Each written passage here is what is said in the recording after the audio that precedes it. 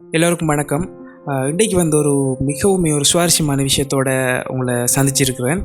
இன்றைக்கி என்ன பார்க்க போகிறோம்னு சொன்னால் தங்கம் எப்படி உருவாக்குறாங்க, தங்கத்தை எப்படி கொண்டு வராங்க, தங்கம் எதிலிருந்து வருது, இதைத்தான் நம்ம பார்க்க போகிறோம்.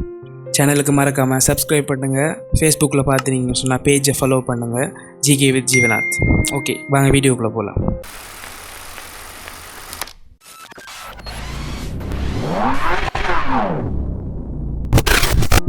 ஓகே, இன்றைக்கி நம்ம பார்க்க போகிறது என்னென்னு சொன்னால் தங்கம். ஓகே, தங்கம்ன்றது நீங்கள் நினச்சிட்டிங்களா நேரடியாகவே தோண்டி எடுக்கிறாங்க, இல்லை இங்கே இருந்து அகழ்ந்து எடுக்கிறாங்க அப்படின்னு சொல்லி. அப்படி தான் இல்லை. அது எப்படின்னு சொன்னால் தங்கம் உண்மையிலேயே இல்லை. அதனோட அடிப்படை பேர் பொன்னுன்ற விஷயத்தை வச்சு தான் தங்கம்ன்ற விஷயத்தை உருவாக்குறாங்க. அது எப்படின்னு சொன்னால் பொன் மண்ணுக்கு கீழே மலை பாறைகளுக்கு இடையில் இருக்கும். அதுதான் தங்கமாக மாறப்போகுது.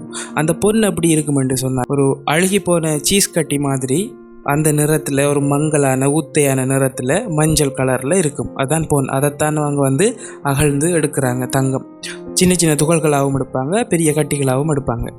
ஓகே, இப்போ தங்கத்தை தோண்டி எடுத்தாச்சு. இப்போ அதுக்கு பிறகு, அதாவது பொண்ணை தோண்டி எடுத்தாச்சு. இப்போ அதுக்கு பிறகு என்னத்தை செய்ய போகிறாங்கன்றதை பார்ப்போம். ஓகே, இப்போ தங்கம் எப்படி உருவாக்குறாங்கன்றதை பார்க்க போகிறோம்.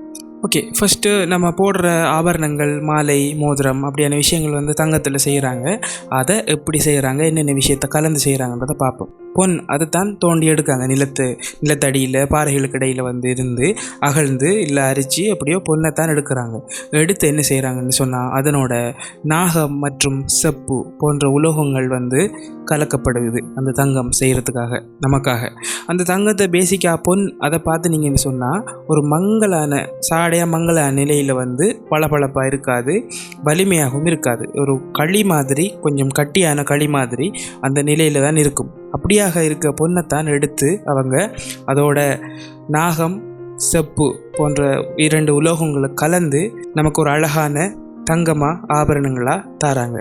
இன்னொரு சின்ன விஷயம் பார்ப்போம். இந்த தங்கம் 22 கேரட், 14 கேரட், பல வகை கேரட் என்ற ஒரு அளவில் அளக்குறாங்க. அது எப்படி கேரட் பொன்னில் எவ்வளவு நாகம் மற்றும் செப்பு தகடு மிக்ஸ் பண்ணுறாங்கன்றதை பொறுத்து கேரட் தீர்மானிக்கப்படும். பெருமளவான எல்லா தங்கத்திலையும் 90% தங்கமும் 10% 2 தாது பொருட்களையும் சேர்த்து தான் தங்கத்தை உருவாக்குறாங்க. பொன் ப்ளஸ் நாகம் ப்ளஸ் செப்பு, இது 3ஐயும் சேர்த்து தான் நமக்கு தங்கத்தை உருவாக்குறாங்க. ஓகே, எல்லா பேருமே, பெரியவங்க எல்லா பேருமே 22 கேரட் 24 கேரட்டில் ஆபரணங்களை போட்டு பார்த்துருப்பாங்க. ஏன் சின்ன பசங்களுக்கு இல்லை வயது குறைந்த பிள்ளைகளுக்கு 14 கேரட்டில் 12 கேரட், அதை மாதிரி 14 கேரட்டில் ஏன் அவங்க செஞ்சு போடுறாங்க? யார் எவ்வளோப்பட்ட பணக்காரர்களாக இருந்தாலும் சரி, நிறைய தங்கம் வச்சிருக்கிறவங்களா இருந்தாலும் சரி, சின்ன பிள்ளைகள் அப்படின்னு வரக்குள்ளே அவங்க 24 கேரட் போட்டாலும் சின்ன பிள்ளைகளுக்கு எப்போவுமே 14 கேரட் 12 கேரட் அந்த மாதிரி குறைச்சி தான் போடுவாங்க. அது ஏன்னு பேச்சு யோசிச்சிருக்கீங்களா நீங்கள்?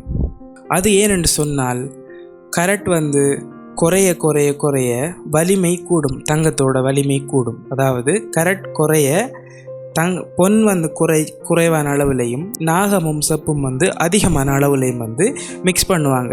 அதனால் நம்ம பெரியவங்க தங்க ஆபரணங்களை கவனமாக பார்த்துக்கொள்வோம், முறையாமல் நெளியாமல் இழுக்காமல் பார்த்துக்கொள்வோம். ஆனால் சின்ன பசங்க அப்படி இல்லை, மாலையாக செஞ்சு போட்டால் வாயில் வைப்பாங்க, கடிப்பாங்க, நெளிப்பாங்க. ஸோ அந்த ஒரே ஒரு காரணத்துக்காக தங்க மாலையும் போடணும், தங்க காப்பும் போடணும்.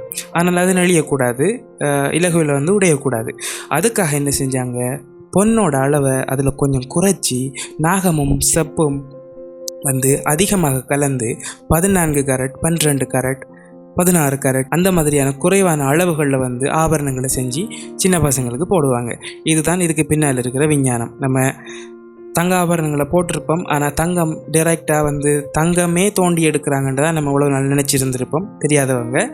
ஓகே, தங்கம் அப்படி வரல. பொன்னிலிருந்து தங்கத்தோட நாகம் செப்பு மிக்ஸ் பண்ணித்தான் தங்கம் என்ற ஆபரணம் கிடைக்கிது. இன்றைக்கி பார்த்தோம், சின்ன பசங்களுக்கு ஏன் குறைவான கேரட்டில் தங்க ஆபரணங்கள் போடுற அப்படின்றது ஒரு சுவாரஸ்யமான விஷயத்தையும் பார்த்தோம். ஓகே, அடுத்த ஒரு சுவாரஸ்யமான வீடியோவில் சந்திக்கும் வரை உங்கள் ஜிகே வித் ஜீவநாத். மறக்காமல் சப்ஸ்கிரைப் பண்ணுங்கள். யூடியூப்பில் பார்த்தீங்கன்னு சொன்னால் பேஜில் ஃபாலோ பண்ணுங்கள். இந்த அறிவான விஷயத்தை, அறிவான சயின்ஸை எல்லாருக்குமே பகிர்ந்து கொள்ளுங்கள். ஓகே, பாய், டாட்டா.